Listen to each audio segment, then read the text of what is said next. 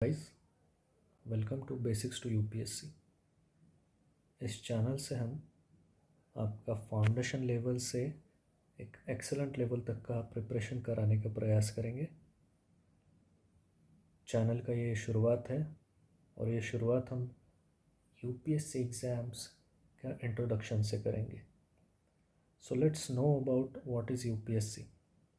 जो बच्चे यूपीएससी के एग्ज़ाम के बारे में ज़्यादा जानते नहीं है, उन्हें समझाने के लिए एक इंट्रोडक्टरी वीडियो है।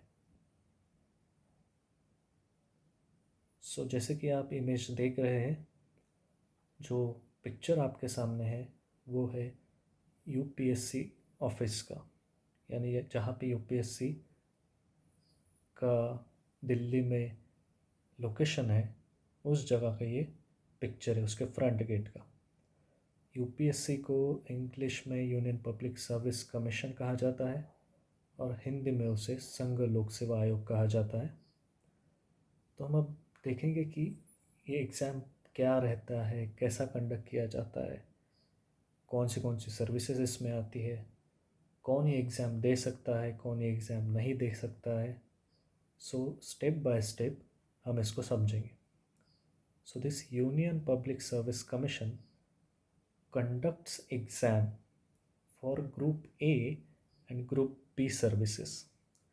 As you can see here, जैसे कि मैंने लिखा है ग्रुप ए और ग्रुप बी सर्विसेज के लिए, उसमें आती है all India services, all India services and central government services.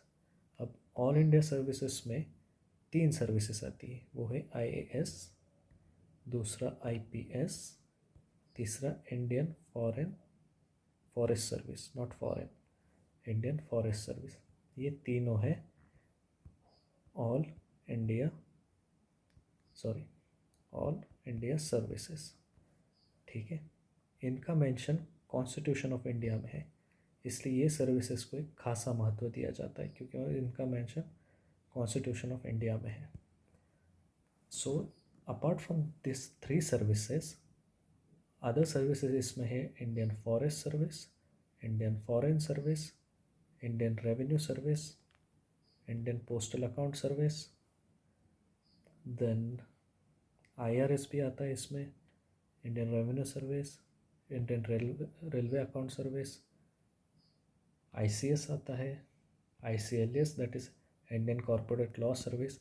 ऐसे 22 प्रकार के सर्विसेज इसमें है, 22 से 23 प्रकार के सर्विसेज ये एग्ज़ाम के थ्रू कैंडिडेट इनके लिए चुने जाते हैं। उसमें से जैसा कि मैंने कहा, कुछ ऑल इंडिया सर्विसेज है, बाकी ग्रुप ए सर्विसेज, बाकी ग्रुप बी सर्विसेज, ऐसे मिला के सारे सर्विसेज हैं। इसके लिए कौन एलिजिबल है?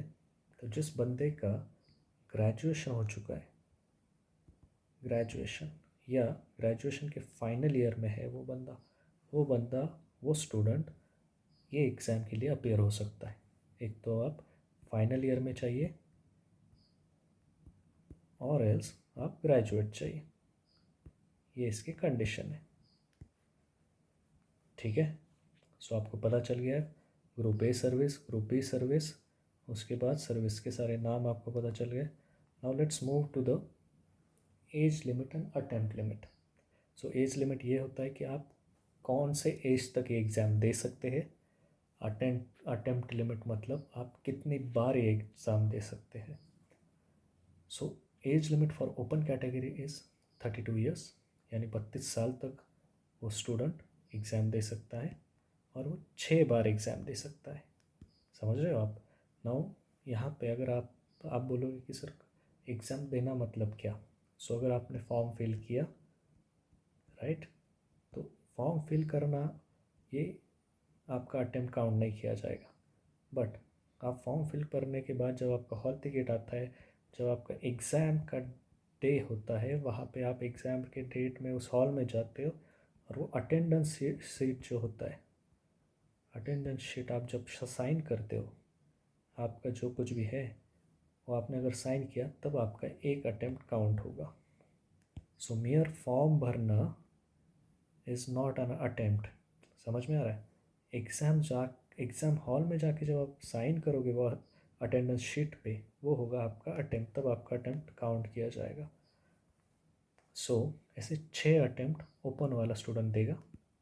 EWS जो अभी रिसेंटली 2 साल पहले जो कैटेगरी इंट्रोड्यूस की गई है, उसका भी 32 एज तक ही वो स्टूडेंट एग्ज़ाम दे पाएगा, वो भी 6 अटेम्प्ट देगा। OBC कैटेगरी के स्टूडेंट्स एज के 35 तक एग्ज़ाम दे सकते हैं, उनके लिए 9 अटेम्प्ट है। और ST/SC के लिए एज लिमिट है 37 ईयर्स और अटेम्प्ट उनके अनलिमिटेड है। मतलब अगर SC/ST का कैंडिडेट समझो 21st ईयर को ग्रेजुएट हो गया, सो 21st ईयर से लेके 37 ईयर तक वो उसको ये 6 और 9 ईयर्स का एज लिमिट नहीं है, वो अनलिमिटेड अटेम्प्ट दे सकता है ये ड्यूरेशन में। सो आपको एज एंड अटेम्प्ट के बारे में आइडिया आ चुका होगा। Now let's move to the stages of the exam.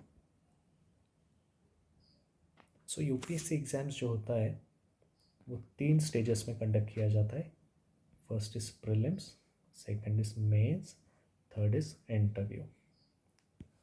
Prelims, mains and interview. Prelims में 2 पेपर होते हैं जो सुबह 9:30 से 11:30 को GS1 और 2:30 से 4:30 तक CSAT। ये भी 200 मार्क्स का है, ये भी 200 मार्क्स का है। तो now you will ask me कि सर आपने यहाँ पे 200 क्यों लिखा है, 400 क्यों नहीं लिखा? बिकॉज ये पेपर का स्कोर काउंट नहीं होता है, the paper is merely qualifying paper. ठीक है, ये एग्ज़ाम बस क्वालिफाइंग है। तो इसमें आपको 66 मार्क्स लाने हैं, 66.5 मार्क्स आपको इसमें लाने हैं। इसके ऊपर आपने कितना भी लाए तो आप क्लियर है। और इसमें एक स्टैंडर्ड कट ऑफ रहता है। सो ऐसा ये, तो इसके 200 मार्क्स पकड़े जाते, इसके 200 मार्क्स नहीं पकड़े जाते। आपका बस क्वालिफिकेशन देखा जाए, क्वालिफाई करते हैं या नहीं ये देखा जाता है, और इसका एक जो स्टैंडर्ड कट ऑफ दिया जाएगा वो रहेगा। सो ऐसा ये प्रीलिम्स का स्टेज होता है, 2 paper GS1 CSAT। Prelims qualify करने के बाद आपका 80 से 85 डेज पे होता है मेंस। 80 to 85 डेज पे मेंस 1750 मार्क्स का होता है। टोटल 9 पेपर होते हैं इसमें, 2 लैंग्वेज के पेपर, एक ऐसे का पेपर, 4 GS के पेपर और 2 ऑप्शनल के पेपर। ऐसे मिला के ये 1750 मार्क का एग्ज़ाम होता है। नाउ उसके बाद जो आता है वो होता है इंटरव्यू। अगेन इसके बीच में भी 60 to 70 डेज का गैप रहता है। आफ्टर मीन्स आपका इंटरव्यू में, इंटरव्यू 275 मार्क का होता है, 275 मार्क्स। और ऐसे ये टोटल एग्ज़ाम होता है 2025 मार्क्स का। बट ये ध्यान रखा जाए कि प्रीलिम्स का मार्क्स इसमें काउंट नहीं किया जाता है। मार्क्स काउंट हो गए आपके बस ये 2 स्टेज के, मेंस एंड इंटरव्यू। और इस बेसिस पे आपको जितना मार्क्स आएगा उस हिसाब से आपका आगे जाके ये सर्विस डिसाइड होगा। जैसे आपको मार्क्स मिलेंगे उस हिसाब से आपका सर्विस डिसाइड होगा। प्रीलिम्स आपको बस क्वालिफाई करना है just to enter in the mains वाला स्टेज। बट यहाँ पे सबसे ज़्यादा लोग डिस्क्वालीफाई हो जाते हैं बिकॉज मेंस के कंपेयर में प्रीलिम्स टफ होता है। ये ध्यान रखा जाए। एक स्क्रूटनी एग्ज़ाम है, यहाँ ऑलमोस्ट प्रीलिम्स में 8 लाख बच्चे एग्ज़ाम देंगे, अपीयर होंगे प्रीलिम्स के लिए 8 लाख। उसमें से मेंस देने जाएंगे 15,000 बच्चे। 8 लाख से सीधा 15, और मेंस से इंटरव्यू देने जाएंगे 3,000 स्टूडेंट्स। और इंटरव्यू से सिलेक्शन होगा जितने वैकेंसीज हो गए 800 समथिंग, वो सिलेक्ट हो गए। 800 में भी पहले 150 IAS, बाकी के 150 से 200 IPS और बाकी सारी सर्विसेज ऐसे मिला के 800 नंबर पूरा किया जाएगा। सो इस तरीके से ये एग्ज़ाम का पैटर्न होता है। सो आपको बेसिक लेवल पे जानकारी मिल चुकी होगी एग्ज़ाम कैसे होता है, कितने स्टेजेस है, एज लिमिट क्या है, कौन सी सर्विसेज है। तो यही है, ये है उसका बेसिक स्ट्रक्चर। अगर आपको ये वीडियो अच्छा लगा तो लाइक कीजिए, सब्सक्राइब कीजिए, चैनल के साथ जुड़े रहिए। Thank you.